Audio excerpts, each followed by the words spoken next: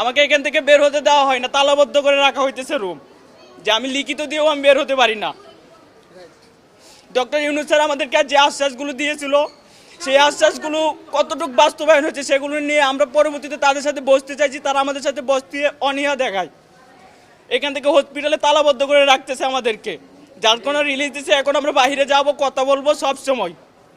আর যদি আপনাদের পসিবল হয়, আপনারা গণমাধ্যম কর্মী, আপনারা এটা ছড়াই দেন যে সরকার এখন পর্যন্ত এদের পিছনে কোনো ধরনের অনুদান দেয়নি, এক পয়সাও দেয়নি।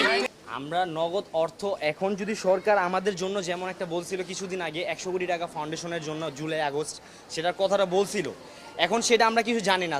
আমাদের আশ্বাস দিয়েছে ডক্টর ইউনূস স্যার, যে বলছে আমরা সবাই মানে যারা যারা ডক্টর স্যারের সাথে দেখা করতে গেছিল সবাইকে আশ্বাস দিয়েছে যে আপনার মনে করেন সবাই চাকরি পাবে, কেউ ভাতা পাবে, কেউ 1 লাখ টাকা করে পাবে, যারা আহত হয়েছে তারা 1 লাখ টাকা করে পাবে, এমনকি নিহত যারা হয়েছে তারা 5 লাখ টাকা করে পাবে, এটা বলা হয়েছিল। বাট আমরা কোনো টাকা পয়সার জন্য আমরা দেশ স্বাধীন করিনি।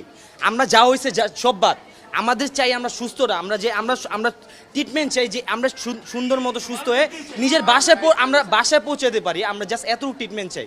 আমরা এমন ট্রিটমেন্ট চাই না যে অর্ধেক ট্রিটমেন্ট করে আমাদের আরেক জায়গায় ট্রান্সফার করে দিবে, আমরা ওই ট্রান্সফার অনুযায়ী আমরা চলে যাব।